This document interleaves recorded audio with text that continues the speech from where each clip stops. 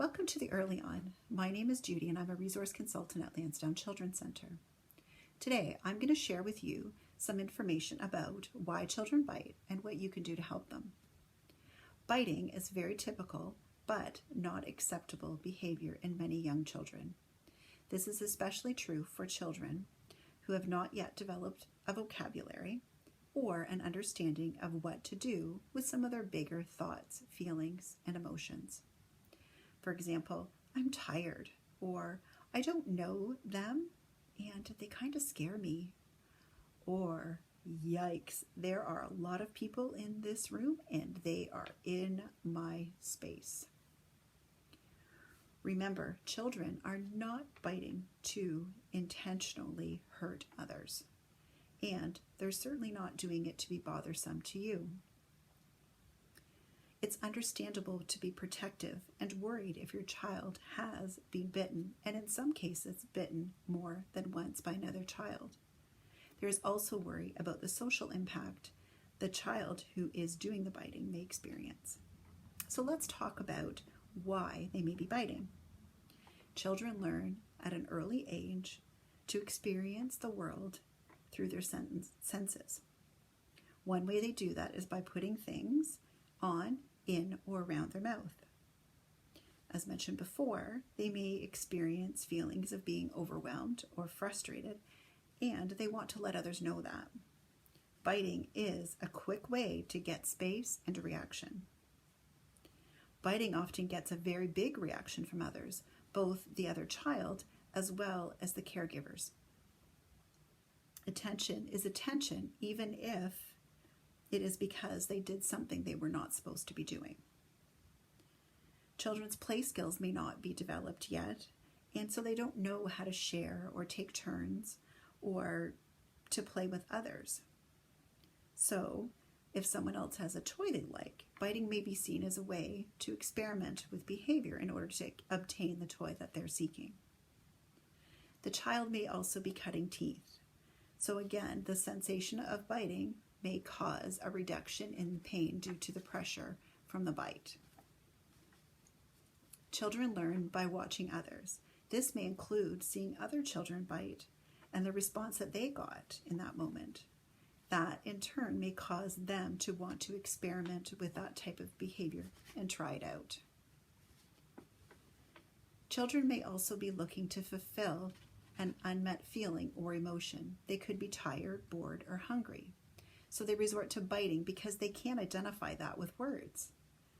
They can't express to you, oh, I would be fine if I had another snack, or I should find something else to do, or goodness, I really need an extra nap today.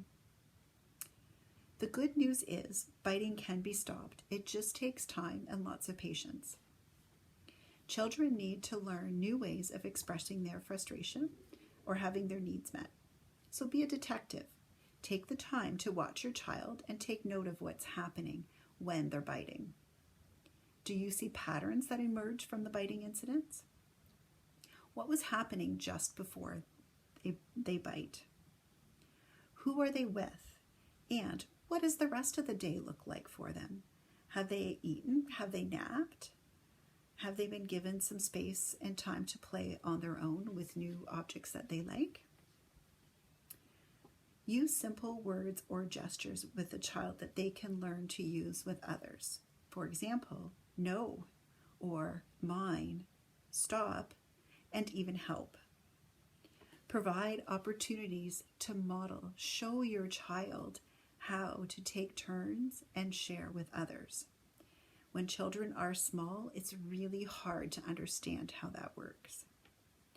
If you think your child's teething, offer them different textured teething rings or other items that are suitable for mouthing to relieve some of the pain that they may be having.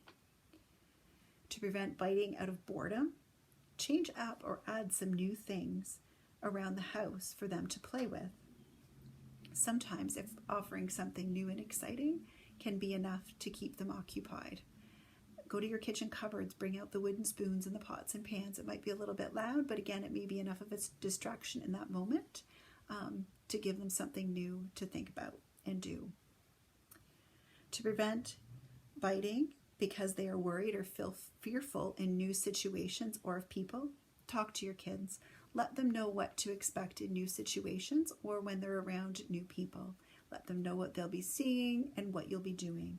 That reassurance from their caregiver can mean an awful lot in those moments when they need it. It might even involve you holding their hand for the first few minutes or having them, rub their back, and just so, again, they feel comforted and reassured by your presence.